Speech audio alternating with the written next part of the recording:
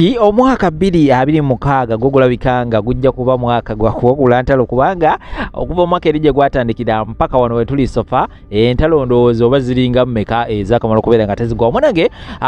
lemena mwabitegedde ebyasobola okubeera nga tebigwa ku famire ya Mirembe beddingize sako omukulu amanyikiddwa nga Nsambya Furniture Mirembe yavuddeyo n'agamba nti omuvubuka oyo yankuba yampisa bubi nnyo mu bufumbo olw'enza okubeera nga te twakamala ndowooza mwaka gumu mu bufumbo obwo omusajja oyo yali yanfuula akagoma nga kubanga akola biki era byonna yasobola okubeera nga te awandiika ekiwandiiko ekinene era nga nasobola okubeera nga te mbibatuusako awo abantu b'enjawulo batandika okubeera nga te bawa endowooza zaabwe ku bufumbo bw'abana ababiri era nga bamu ku abo abasobola okubeera nga te munange bavaayo mwe mwalina omukyala Jennifer Fulfiga presidential advisor era ng'ono ayina ebigambo ebyamanyi bisobola okubeera nga te aweereza omukulu Nsambya Furniture era nga abantu abamu tekyasobola okubeera nga te munange ekibasanyusa munange tube tukyali awo omukyala amanyikiddwa nga Phoebe era ng'ono yali Kadama wali mu ggwanga lya Saudi Arabia mujjukira bulungi nnyo munange kwe kubeera nga te avaayo n'ayambalira presidential advisor Jennifer Fulfiga kirabika osusse woolina okubeera nga te munange okoma Jennifer Fulfiga ebigambo bino olumugudde matu kwe kubeera nga te adduka emisinde n'atumya omwana beere nga te mundeetera essimu yange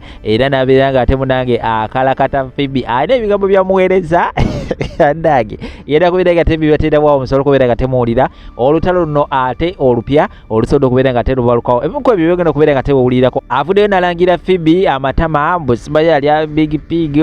biki si byange ngenda kubeera nga tembibateera bwawo musobola okubeera nga temubyewulirako musobola okubeera nga temumanya embeera nga begenda mu society ze wansawo ogenda obeera nga tetuwendowooza okusinzira ensonga nga naawe bwogenda okubeera nga te ozeewulirako bwe naba mbajeeyeeyo ngenda kubeera nga tembateerawo n'emboozi eno mutule mugiwulirize kubanga nayo ebyewunyisa bingi nnyo sako n'ebyokuyiga bingi nnyo tuula butuuzi kaalira kambawe ensonga zino ate oluvannyuma zijje n'amawulire amalamaji atavaawo nalabye n'ow'amatama amangi ono simanyi nzoya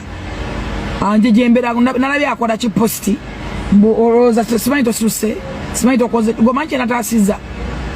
famire badde emanyi kati yategedde gomanyi kyenataasizza olega amatama amangi nga naye wakwata ebitanda n'obikola ne bed cover n'ozikola oyagala kunga nti oyagala nnyo Mirembe gwakopera bizinensi oli kompitita weero oyina muwalana tewalina bera byolina kola gantu mwe tubasirikira ne muleeta amatama amangi wano mwagamba ninga agamba olugaago mwenna muyinga abalina amatako mu maaso tubeesenya omwe mutusokoola mukwano olina ebizibu ebikumala janja bendaliza bbaawo nvaako wano wabadde bakuvumira omwana bunaku nga nze nyimirira naawe bana wabimawo be byabaki ate byagala tekisuse simanyi kiki kati ndabeewana abantu abasama mbu bwe tulina abantu betuwalana mu bizinensi era simanyi twagala kukola kimanya biki kati gwe musiru gw'obusiru bw'olina tosobola kulowooza beyond that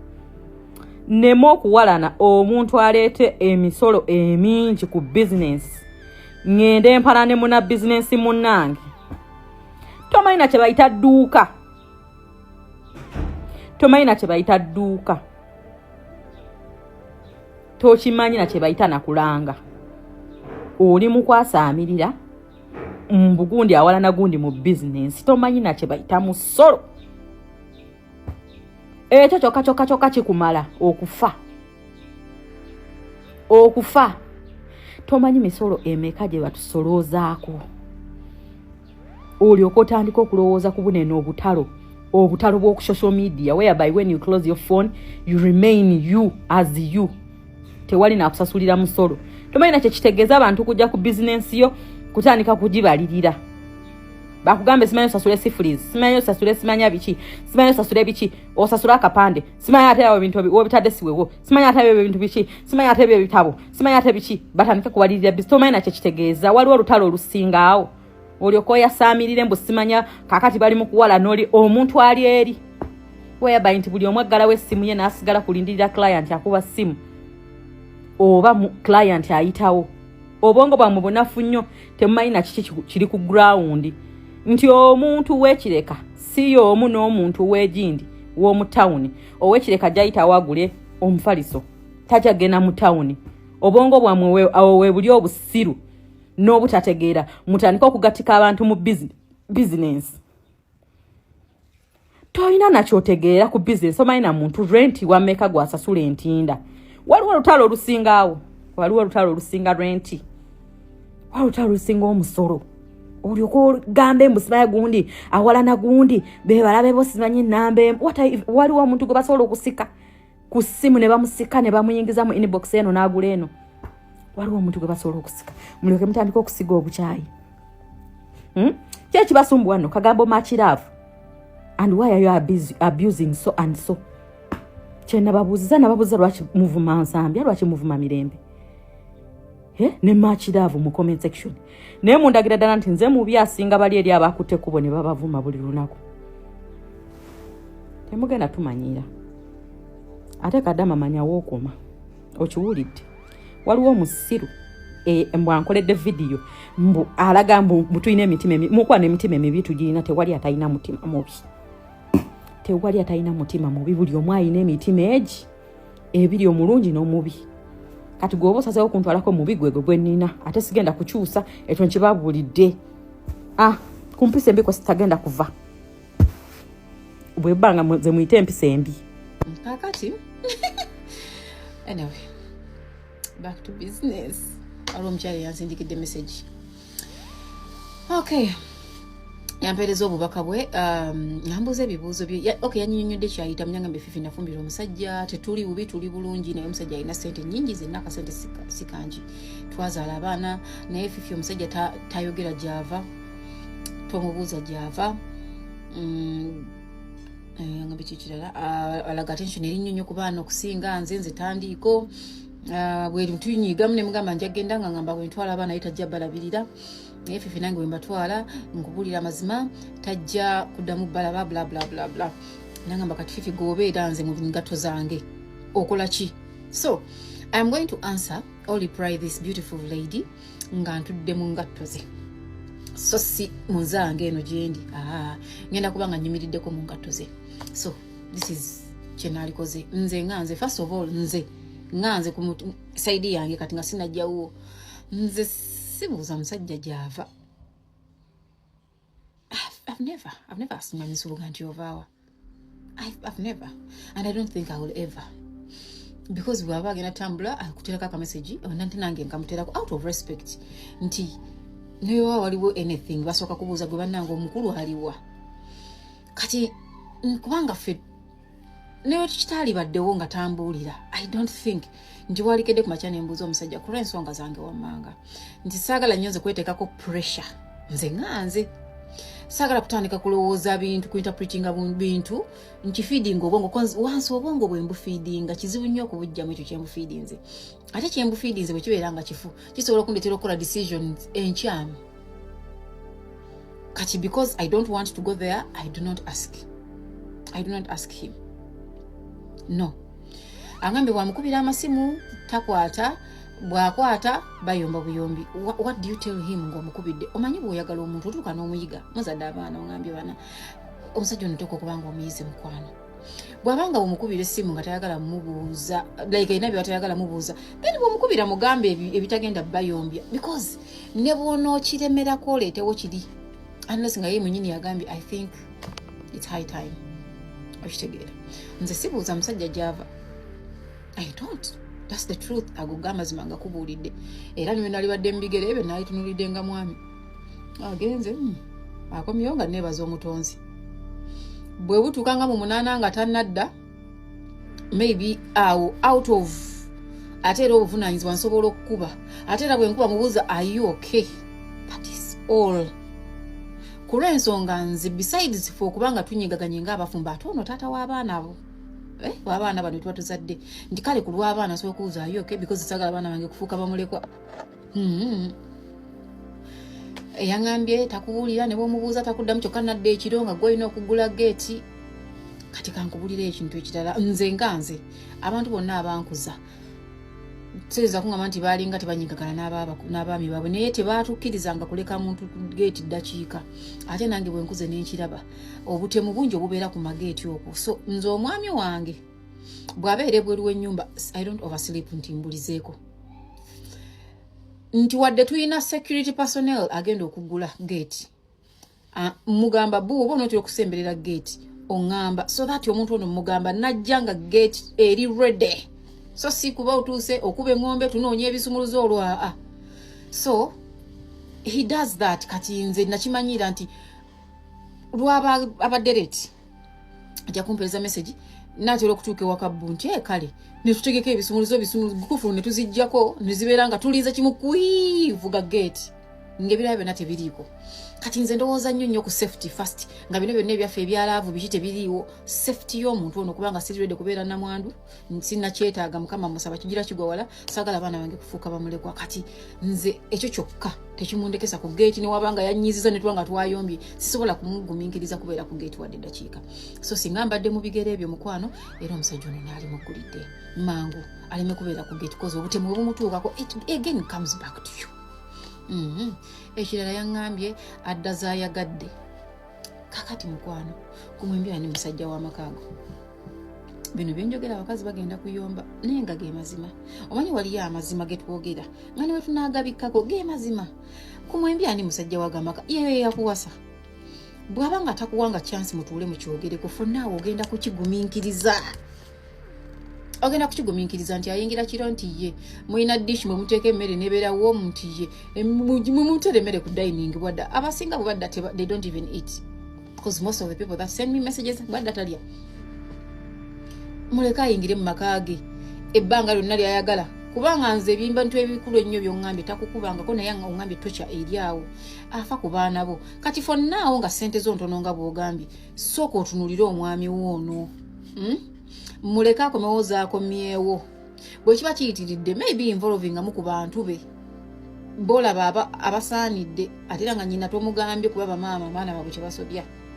either you're going to involve friends wabalinayo bakwano be mu ddiini balabe nga boogera naye but still nze siyinza kuyita bannaddiini na baganda ba musajja over man coming back late home sisobola mujjako bujja birowoozo nengamba okay mulinda walabikidde nti weewaawo akomyewo because yakuwasa mwewasa muzadde abaana bana bangi oŋŋambye tolina bulungi ssente kati oyagala kukola ki nze nga nzoomu newankubadde nga n'akasente nkayina okuddako omwami leeti sisobola kujja baana awo nze nga nzoomu mukwano nze nga nzoomu ekirala abaana oyagala obajja mu bulamu bwa taata waabwe oŋŋambye batwala taliddamu kubalaba lwaki obajja mu bulamu bwa taata waabwe if you fail the relationship nga mwe abazadde can't you people sit and talk ne mulaba engeri abaana gye mubayambamu bw'aba nga tannagamba afuluma ogende nze sikwetaaga biki lwaki tokireka yayingirere kirekerawo mubuuza ebibuuzo lekerawo munyega sirika musirikirire mulabe bulabi bw'alituuka ne yeebuulirira yekka mu mutima ne yeetereeza because kati abaana obazzeewa era abaana obajje mu bulamu bwa taata waabwe nayo taata omujje mu bulamu bw'abaana over what kati nakyo kankiddemu nga nze waŋŋambye singa nze ndi mu ngatto zo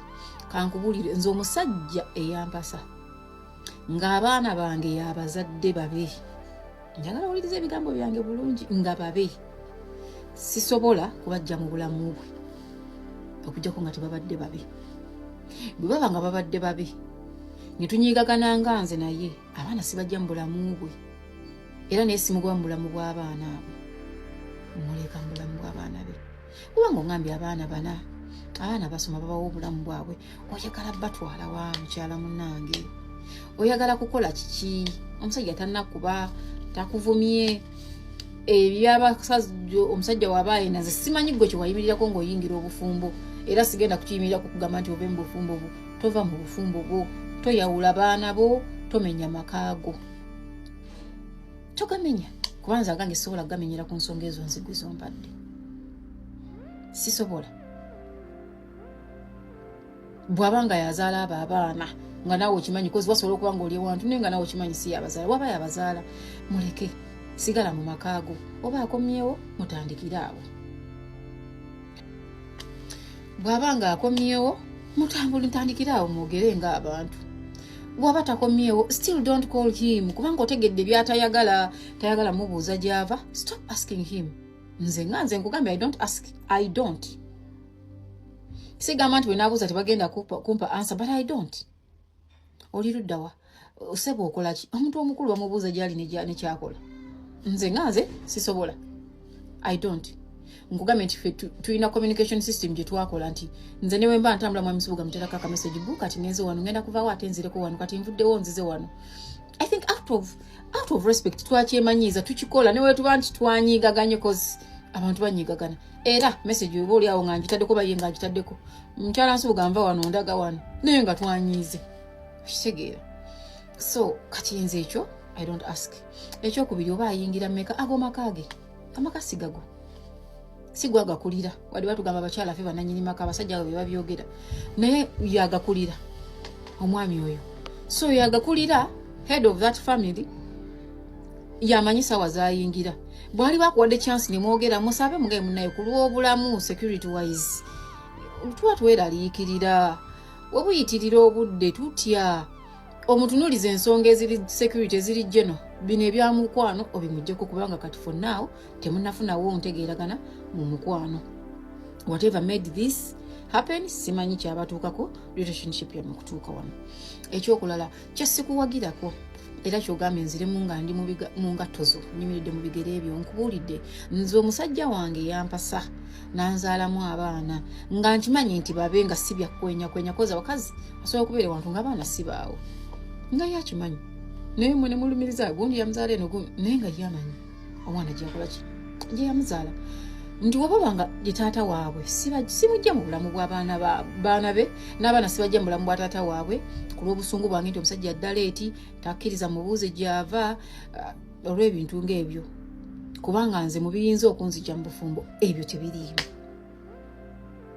Kati nkiddamu nga ggwe nti mukwano omusajja okubanga addaleeti si kintu kikumenyesa makaago. Otugenda ku point ejja abaana be balina obulamu obulungi already omusajja akuwonize n'akugamba nti bw'okeera ku makya n'ova wano n'otwala abaana bange sigenda bawawadde 10 sigenda balabirira already akubuulidde amazima kati lwaki oba okigezesa ng'ate nawe mwennyini oŋŋambye financially tonnabeera steady ate ne bw'onoobeera financially steady lwaki abaana oba obajjeewo taata waabwe asobola obbalabirira. This man is a bad husband. Actually, it's not a bad husband. Just I know weaknesses zengo omuntu cause of bad husbands abakazi banyinyonyoddeko omusajja wono talimu. Tonna ngamba konti akukubye tomukuteeko na mukazi wababikola kala abikukwese tonna babbiraba. Okitegeera. So mukyala nze wano sirabawo kikujja mu bufumbo ge mazima. Wano sirabawo kikunyiiza kugamba nti koyawula abaana ku taata waabwe era abo batwala tagenda kuddamu balaba. Oyo omusajja ye musajjawo. Oba akomyewo leeti muggulire kyogamba fifi mbampu yanga sagala na muggulira mbate nayingira n'abogola torisa muntu ku gate besides okuba nti muli bafumbo omuntu okulwa ku gate ekiro kintu kyabulabe nnyo abantu babatira ku magate okwo naye omanyi what is going to happen singa bamutira ku gate ogenda kuba number 1 suspect ojja kuva luzira okuwoza baligenda okuprovinga nti yo innocent ngera weebaseeyo. So simple logic gwe wewe emirembe mutima first of all nti omusajja yono gwe nnina kati omujjeko amaanyi tomubuuza gyava tayagala mukubira masimu tomukubira bwakugamba nti nkwere simutuukira ku nsonga mukubire ng'otuukira ku nsonga fiizi z'abaana emmere tetuyina mata dadadada usituukira ku nsonga ajja tuuka time awulire ng'ate naye bimunaaginga akugambe bannaye yeggwe omuntu olumutuuka omutuukizaako bino nti mukama wange bwe wali waŋŋamba kati eyakuwa amateeka ate olwo aga-advising agagonzeemu bwakomawo gwe mutale ku just ka message omugaye munnange tubadde tumbadde ensaba nti bw'oba okomawo eka ng'onootera okutuuka eka ontereko ka message tuggulengawo gate osange nga tuguddewo bano okubeera ku gate abatemu bayinza okukubira ku gate kireete bwotyo politely muwandikire message agisome ajja kuddamu ajaga okay kati then yatuukiriza obuvunaanyizibwa nnyabo naatera okutuukako era abaaka kuweereza ka message guggulewo kuba gwe mukazi w'omumaka ogwo oba maidi waggulewo kuba gwe mukyala w'omumaka omwo ayingire mu nnyumba gwe tomunyega mugjeeko amaanyi mutunuulire kuba kati gy'onooka omugobagana n'ono omusajja you're hurting yourself nze ndowooza mugjeeko amaanyi beera mu nnyumba yo weebake akalimu kukookola koŋŋambye sigala ng'okakola nga weeyongerayo mu maaso funa ebikufuula bize omusajja oyo mugjeeko amaanyi kuba nkubuulira amazima tewali ensonga gy'ogenda kuwa muntu ataliimu byakabampaani mu nsonga z'ompadde zino zenjogedde wano agambe nti noba I don't think nti gyali era bw'anaabanga jalenga mu mikwano gyo ina yakugamba nti noba ayinza okuba yayagala bbaawo nga yabatawanya kati omusajja okuba nga akola byakola. But if not, just omusajja ono muli akawaani muweemu break, musiriikiriremu. When you give him a break, ajja kwewuunya. He will start the communication. Agamba omanyi tuwogere kati tutereeza amaka gano. Oba alaba kakkanya ekyamunyiza naawe ekyongambye ekyotamanyi. Hayi, munaamala ne mwogera. Naye okunooba otwala abaana, mukyala si kikuwagira, tewali nsonga ekujja mu makaago. Nze nga nze